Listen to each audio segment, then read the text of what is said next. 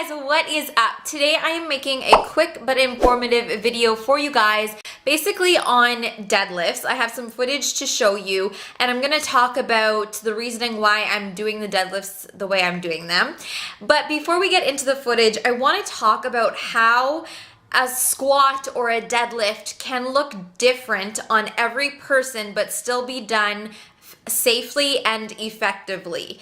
A lot of movements, especially squat and deadlift, depend and look different on everyone, depending on how long your legs are, how tall your torso is or how long your torso is, whether you're hip dominant or quad dominant, all of these things, whether you have a natural curve in your back. You can still perform these movements safely and effectively, and it might look different than the way your bestie performs them, okay? So just know that. And I'm going to be talking about my personal experience. Basically, I was filming my conventional deadlifts from the side the other day, and I noticed that my back was rounding a tiny bit. Now, I've always had a natural curve in my spine, and I had a chiro appointment after my deadlift. So I showed him the video, and knowledge is power, guys. This is why you need professional advice. And he said that what's happening is my left glute is not engaging due to my slight scoliosis in my lower back. So he gave me some tips on how to correct that naturally by doing elevated deadlifts, which I'm going to show you and talk about. So I'm going to show you the footage, and hopefully you gain something from it. If you're having trouble with deadlifts, if you're having trouble with form, maybe if you want to lift heavier in deadlifts, people do this elevated because you're obviously picking up the load from less of a range, so you can lift heavier. Just makes sense. And yeah, there's different reasons why people do it. So I tried it out today, and I filmed myself, and my posture looks a lot better, and the deadlift felt so much better. So I'm going to share these clips with you and talk more about them right now. All right, guys, so before we get into the side view of my conventional deadlifts, I had 3 sets of 3 at my, I believe this is 90 or 95%. It's 200 pounds, 3 sets of 3 in my programming. So I just have some footage here of me pulling, and there's a puppy. The owner of my gym has a dog, and sometimes it comes downstairs, and it came in my video, and I just thought it was the cutest thing ever. Anyways, sumo is my go-to deadlift. It feels the most natural for my body and my body mechanics. So I'm feeling really strong with my programming. And today was 3 sets of 3 at 200 pounds.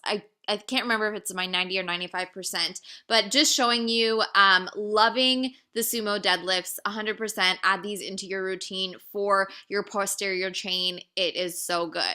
All right, so here are what are called block pulls. As you can see, this is elevated by a plate. So it's about, I would say, 3 to 4 inches off the ground.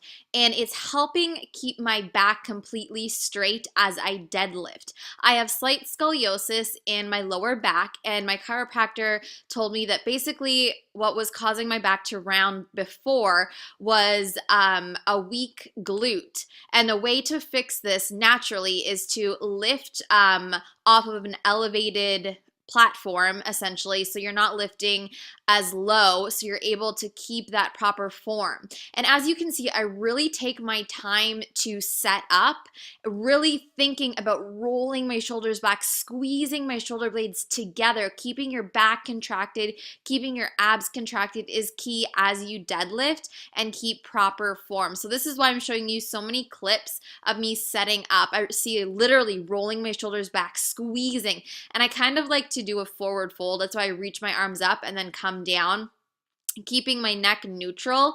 A lot of people say don't look all the way down, don't look all the way up.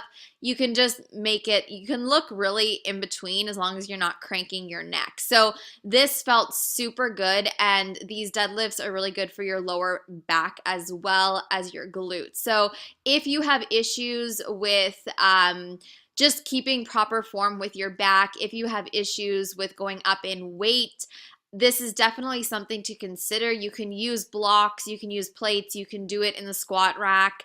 There's many different ways to do it, but block pulls is a great strategy if you're having issues with deadlift.